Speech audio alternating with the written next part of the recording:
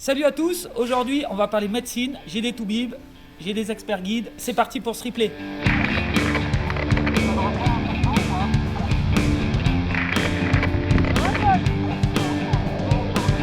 Je suis très fier aujourd'hui pour la première fois d'avoir une dame, non pas Romain Resson qu'on va présenter, une dame avec nous, Sandra Léal, qui va se présenter juste après, un autre médecin qui se présentera aussi, Pierre Muller.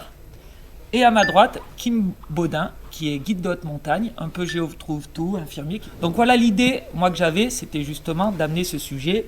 Est-ce que médecine égale médecin ? Là où nous on est en montagne, est-ce qu'on doit toujours porter un médecin dans son sac à dos ? Le médecin, il est rarement là dans la seconde. Il vient pas se téléporter. Ça serait pratique, mais c'est un peu lourd. Le mieux, c'est de pouvoir se débrouiller sans médecin avec une base de connaissances. Comme il disait, il y a un temps où on n'en aura pas des médecins. Donc si nous, Forcément. on n'est pas formés, on va être dans des situations où on ne pourra pas réagir. C'est quoi les moyens de se former, de passer un premier secours ? C'est les pompiers ?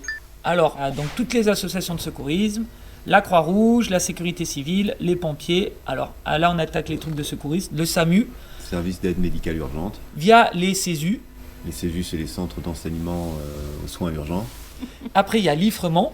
Voilà, l'Institut de formation et de recherche en médecine de montagne. Alors après, là, il y en a un bon, c'est C'est le diplôme interuniversitaire de médecine de montagne. Alors ça, c'est l'Association nationale des médecins du secours en montagne. C'est tous les médecins. les formations damage control, le TECC, le TCCC, l'Emergency. Je suis sûr que tu en connais plein, toi aussi. Donc, Si on se forme, on sait ce qu'on fait. Si on se forme pas, on n'y on comprend rien. essaye de bien faire, mais essayer, c'est pas réussir. Je me pose toujours la question, est-ce que la façon dont on est éduqué influe sur notre capacité à être autonome en milieu éloigné, voilà. Les gens sont très très peu formés. Voilà, il faut que chacun qui s'aventure ou qui fait des sports et des activités dans des endroits isolés fasse cette démarche de se former, de commencer par le PSC, d'apprendre les bases du secourisme et ensuite de les appliquer à la pratique qu'ils ont. Il faut apprendre à gérer un certain nombre de situations avec un minimum de matériel. C'est des formations qu'on n'a pas directement dans notre éducation scolaire. Donc on se forme, on est capable de comprendre de quoi il s'agit. Donc on va y revenir plus tard. Il faut quand même avoir des notions en physiologie, en anatomie. On ne peut pas aller dehors comme ça, dire voilà, on doit pouvoir réparer un souci sans rien y connaître. Il faut en amont se former. Là-dessus, on va passer dans tout ce qui est le secourisme. Quelque chose se passe. Il va falloir faire un état des lieux. Vérifier qu'il n'y ait pas un risque de suraccident. Donc se mettre à l'abri ou mettre les gens à l'abri du suraccident. Et ensuite faire un bilan pour pouvoir donner l'alerte et passer le message le plus concis et précis possible. Il y a quel type de bilan là-dedans à faire, Pierre ? Il faut donner l'image la plus précise possible à quelqu'un qui se trouve très loin et qui n'a pas vu ce qui se passait de la scène du crime. Les circonstances de l'accident, voilà. Donc il s'agit. Donc ça, c'est le bilan circonstanciel. Comme l'indique le mot, c'est d'expliquer ce qui se passe et de donner, et notamment insister sur les notions de cinétique qui sont c'est la vitesse à laquelle s'est produite une collision. On n'aura pas les mêmes effets sur l'organisme si c'est fait à 5 km/h ou à 150 km/h. Donc, après, vous enchaînez avec le bilan lésionnel. Et là, vous dites, voilà, je suis en présence d'une victime inconsciente ou je suis en présence d'une victime qui ne respire plus. C'est hyper important à faire un peu ces choses-là pour, justement, au moment où ça nous arrive, être capable de sortir les choses clairement et dans un ordre qui est à peu près le bon. Si on assiste à l'accident, c'est un gros stress, ce qui fait qu'on perd une grande partie de ses capacités parce qu'on a vu l'accident. Donc s'il n'y a pas un certain automatisme qui s'est mis en place avant d'aller, il y a des grandes chances qu'on ait perdu ses moyens. Et pratiquer, s'entraîner pour créer une mémoire qui aille au-delà du stress. Et ce qui permet en fait de faire du coup un bilan qui est clair. C'est pas il a mal, il crie. En montagne, c'est vraiment poussé à l'extrême puisqu'on est les premiers acteurs et les premiers maillons de la chaîne. Exactement. Donc le bilan complémentaire et après tout ce qui est surveillance. Donc il faut surveiller la victime. Après les gestes de secourisme, effectivement, une fois qu'on aura effectué les gestes qui seront décisifs et salvateurs, comme la position latérale de sécurité, la compression d'une hémorragie, la mise en place d'un garrot, le massage cardiaque, en attendant les secours, il va falloir réévaluer la victime, voir si son état s'améliore, si son état s'aggrave, réagir, si le patient conscient devient inconscient, à ce moment-là, le mettre en position latérale de sécurité. Je trouve très utile d'avoir une checklist. Lorsqu'on est dans une situation de stress majeur, on a une vision tunnel qui fait qu'on ne voit que le saignement. Ça nous permet de sortir de ça d'éviter des oublis. Il faut savoir, dans le secourisme, ils parlent comme ça. Ils utilisent que des mots qu'on ne comprend pas. Donc il a dit PLS. Il a quand même dit des que c'était... acronymes. Position latérale de sécurité. Effectivement, on a tort d'utiliser autant On d'acronymes. devrait dire position latérale de secours. Voilà, donc un exemple de position latérale de sécurité, mais qui de secours, ça serait très très bien à mettre là-dedans, je trouve. C'est quelqu'un qui n'a pas de traumatisme visible, du coup on va le placer comme ça. Donc, on a fait un bilan, après il faut passer une alerte. Donc il faut avoir un moyen de communication et il faut savoir comment la passer. Donc en gros, moi ce que je dis c'est le qui ou quoi ou le ou qui quoi. L'importance de ce premier message, il est essentiel parce que la cascade d'événements qui va suivre derrière sera conditionnée. Et c'est pour ça que vous êtes le premier maillon. Quand vous allez avoir un régulateur au bout du fil, ce sont des professionnels et ils vont être là pour guider et pour orienter l'interrogatoire. Et... Ça, c'est un milieu aseptisé. Le régulateur, il est là pour ça. En milieu non aseptisé, on doit être capable de faire vraiment ça très bien. Et c'est une des clés d'implication qu'on devrait lire soi-même. D'où l'idée de Kim d'avoir ce petit aide-mémoire dans sa poche avec une checklist. Moi, j'en ai une pour mes clients, parce que je peux, moi, être la victime. Un résumé de documents, de secourisme, de passage d'alerte, comment fonctionnent mes moyens de communication avec les secours. Et on va parler maintenant un petit peu des points qui se passent après le bilan et avoir téléphoné. C'est souvent de la réanimation.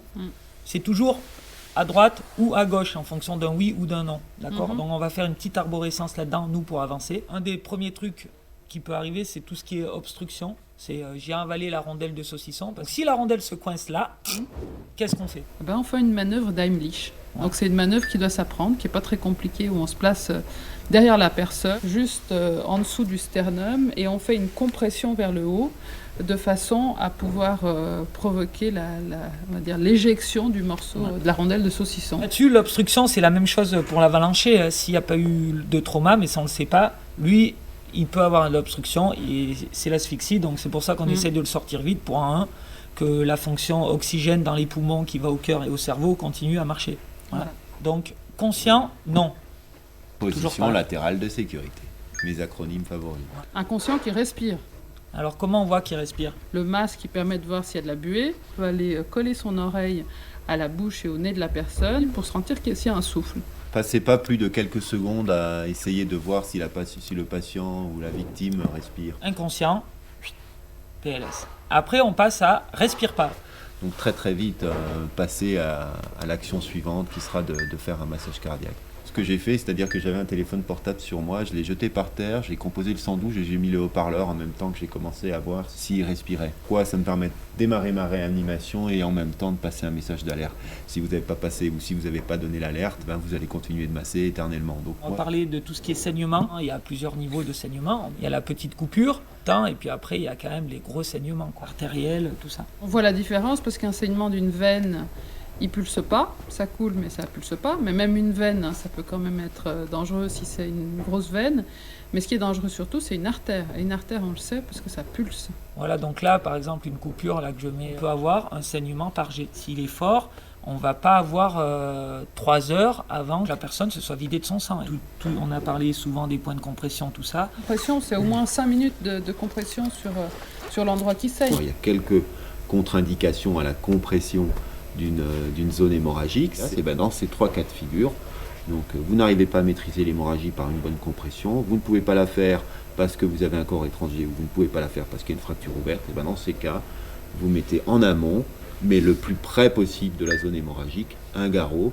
Une vraie chose qui peut sauver la vie, un vrai objet, mais ça demande des vraies connaissances. On va parler de tout ce qui est réalignement de fracture, donc qui est impressionnant. Une jambe, quand elle est à l'équerre, si quelqu'un peut venir rapidement, peut-être qu'elle va rester un peu à l'équerre. Et si on ne sait pas si les secours vont arriver ou qu'ils mettent un certain temps, ça peut valoir la peine justement de réaligner le membre. Ça peut déjà soulager une partie des douleurs.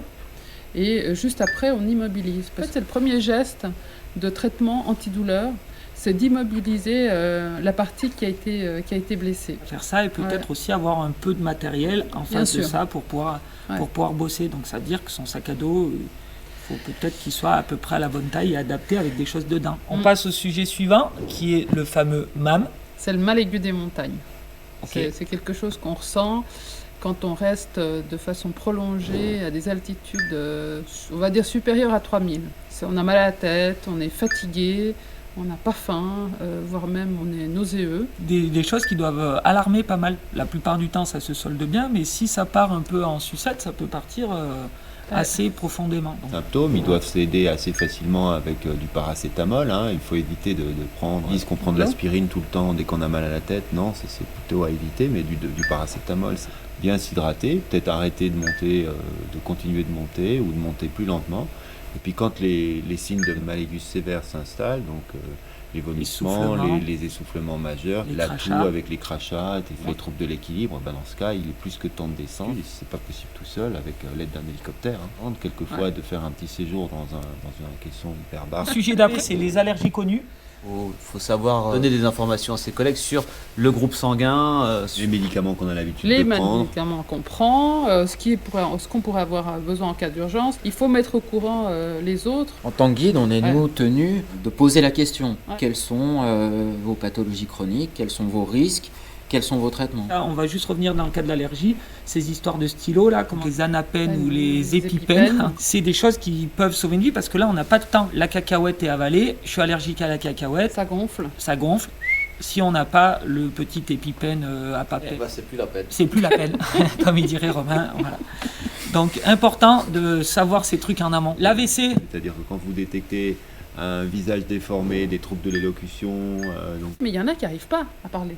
Et ça, c'est aussi un signe d'un AVC. et une paralysie de la moitié du corps, ou n'importe quel signe neurologique qui vous inquiéterait. Donc il faut appeler le 15 ou appeler au secours, puis allumer son chronomètre. Chaque minute de gagner, c'est un petit peu de cerveau de sauver. Et ça, c'est on va parler un tout petit peu de gelure d'hypothermie. Le corps, quand il veut se réchauffer, et il va chercher à réchauffer en gros cœur, poumon, cerveau, pour se maintenir à 37 degrés, il provoque des frissons. Il faut vraiment s'alerter à partir du moment où le frisson déjà devient permanent, et encore plus quand il disparaît et qu'associé il y a une diminution de l'état de conscience. Ça veut dire qu'on est dans un cas d'hypothermie sévère. Dans la gelure, il y a beaucoup à dire. Le principal, c'est de se dire qu'en fait, une gelure, ça commence par une insensibilité et ça fait pas mal. On ne va pas se rendre compte qu'on est en train de geler les tissus. Et la douleur, en fait, elle arrive que quand on a réchauffé en fait, la zone gelée. Ces problèmes-là, ils surviennent lors d'un secours très souvent, parce que les gens sont immobilisés. On a vu la médecine de secourisme. Maintenant, il faut quand même qu'on parle un petit peu de la médecine. Comment nous, on l'a subi, c'est-à-dire que moi, demain, je vais me faire mal, je vais me casser un genou, il va falloir que j'aille voir les médecins et que je me fasse réparer ce genou. Et souvent, on est dans une chaîne où les choses se font pour nous si on n'a pas anticipé. Il y a aussi les assurances, parce qu'après, il y a tout le côté légal et tout le côté thune qui se met en place du moment qu'on revient en milieu aseptisé. Donc, les assurances, c'est important d'en avoir, de les prendre, de prendre les bonnes en fonction des activités qu'on fait, pour être sûr de ne pas avoir un double effet qui se coule, c'est-à-dire déjà un problème physique très important, puis après un problème financier aussi très important derrière et tout. Donc. Vous pouvez demander sur le site amélie.fr la carte européenne d'assurance maladie, ça vous évitera d'avoir à avancer vos frais en cas d'hospitalisation. Petit tricks à connaître, Voilà. Pareil pour les applications, on les a pas toutes citées. GoZap BMPM, donc l'application Merci développée à eux. par les brigades des marins-pompiers de Marseille et puis son équipe médicale qui est géniale.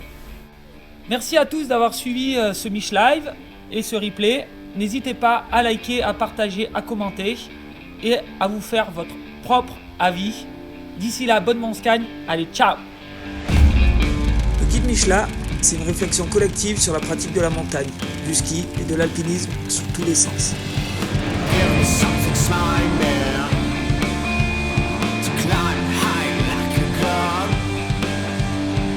Ouvrir le débat, échanger sur certaines idées préconçues et peut-être tordre le cou à certaines croyances. C'est ça les pages du guide Michelin.